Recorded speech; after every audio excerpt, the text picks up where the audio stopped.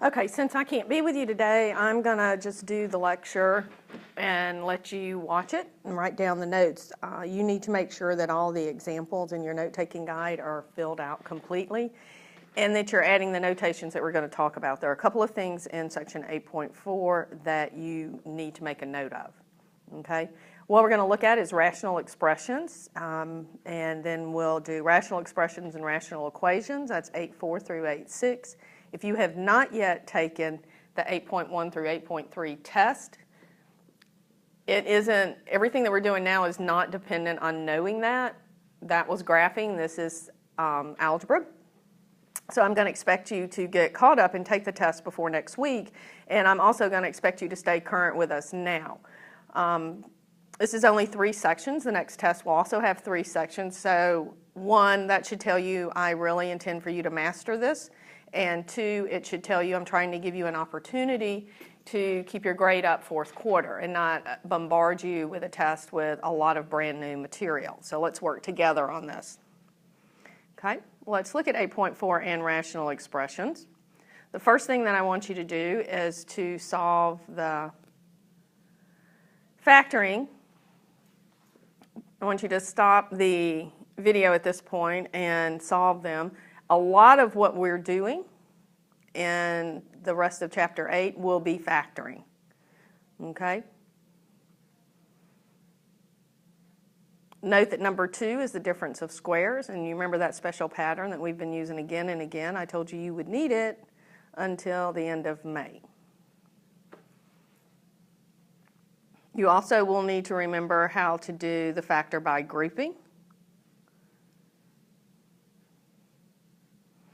If you don't remember the factoring, you don't feel real comfortable with it, then I would suggest that you go back over the next few days and review. You can do any chapter 4 assignment. If you go look in the study plan, there's some factoring assignments in there online on Math Excel. And you just need to be able to factor. There's a lot of factoring in this. Okay? So what we're going to do is we're going to look at rational expressions. One thing that I want you to keep in mind is that there are going to be denominator-domain issues. You do not have to write the domain in interval form like we were in the first part of the chapter, but you need to be able to recognize anything that's going to make your denominator 0 from the very beginning to the very end of the exercise that you have. Notice on the left-hand side that you have simplest form. There are no common factors on the left-hand side, so those are said to be in simplest form. On the right-hand side, you notice that you do have factors in each one that you could simplify. Keep in mind that if you do this, that is wrong. Okay, that is no, no, no, no. You have to be able to factor it out of both the numerator and the denominator to cancel it. Every time you try to do that, that's wrong. Now, let's look and use our exponent rules in the first one. Notice how I'm just simply subtracting my exponents. And then here's where I have to consider any restrictions. So what we're going to do is we're going to look at the denominator, and when would the denominator equal 0? It would equal 0 if x was equal to 0 or y was equal to 0. So in this case, we had to look at both variables x and y. Okay? Remember that the restrictions come from the denominator only. They never come from the numerator. Okay? So let's look at b. We're going to factor the numerator.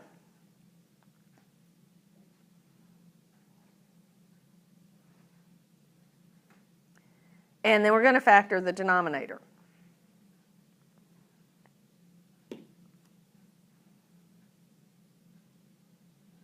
Notice at this point I have a factor in the numerator and the denominator. X plus 2 over x plus 2 simplifies to 1, so you can just cross those out and then rewrite it. We have x minus 8 over x plus 3, where x cannot equal -3 or -2. Even though it's not visible in your final solution, you have to give it consideration because it is a factor. So this is going to be the most important thing. This is actually really the new thing for you. You've been simplifying fractions for years. You've been multiplying fractions, dividing fractions, all of that. Now you need to do that with variables, and you have to remember to find your restrictions. Okay, so let's go ahead and factor C.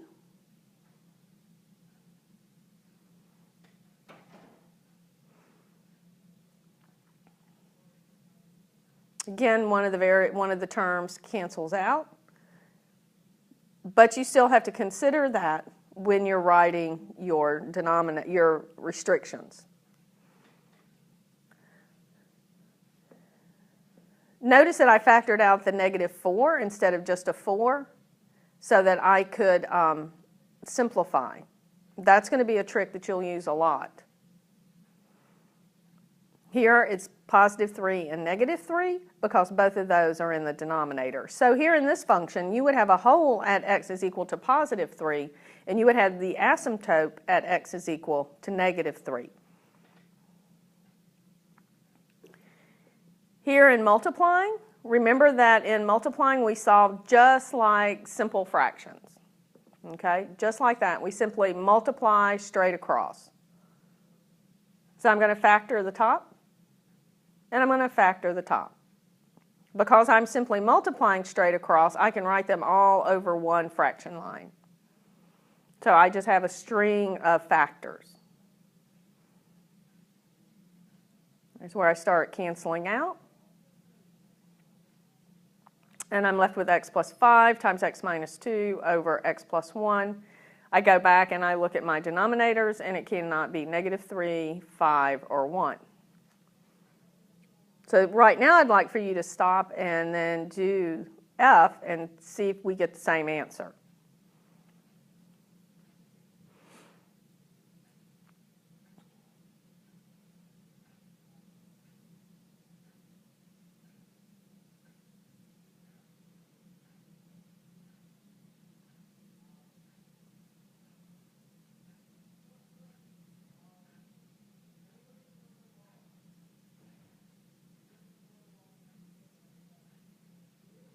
Here, plus or minus -4 are the restrictions that we have.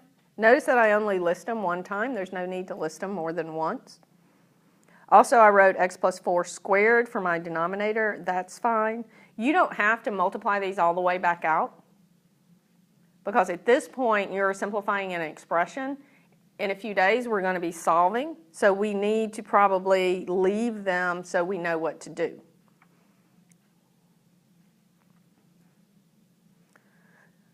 Okay, let's look at division. Remember that in division we do it a little bit differently. So just like in multiplying, we follow the same simple process that we used for basic fractions.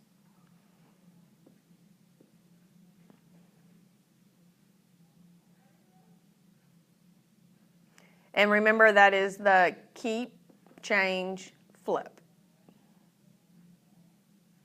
If we had 2/3 divided by 3/4, we would rewrite that as 2/3 times 4/3 equals 2 times 4 over 3 times 3. We keep the 2/3, we change the sign, the operation to multiplication, and then we flip the second term. And we also, at this point, will have to consider any denominator. If you have a factor in your denominator in the original expression, you have to consider the restrictions on that. If you flip it, you still have to consider the restrictions. So let's see what that looks like. So the first thing we're going to do is we're going to rewrite the division as multiplication. Same thing we've been doing since 5th grade. Now we're going to factor just like we learned in Algebra 1.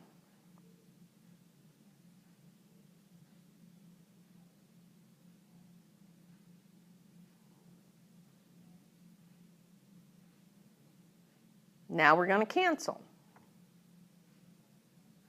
So I end up with 2x over x minus 1. x cannot equal -4, 3, 1, or -1.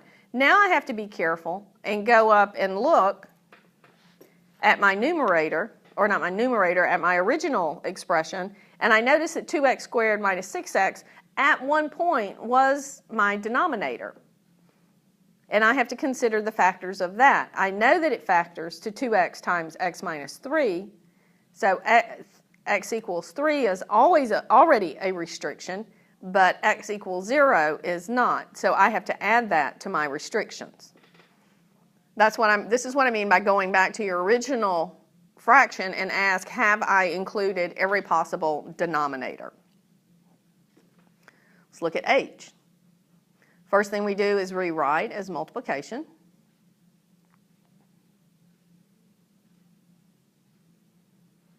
Then I factor. Notice that I did factor a -1 out so that I would have x minus 2, because I may be able to use that later. I factor the denominator, and then I start canceling. Left with -1 times x minus 1, x plus 1, where x plus 5. I look at my restrictions. I know that x cannot equal -1, -5, or -2. And I have to go back up to my original one, and I have to add the +1. I already have -1, so I don't have to worry about that. But I have to add the +1 because that is also a factor of my denominator in the first part.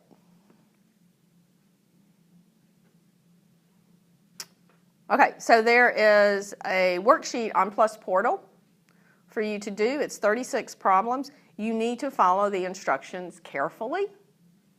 You need to copy each expression, show your work, list your restrictions.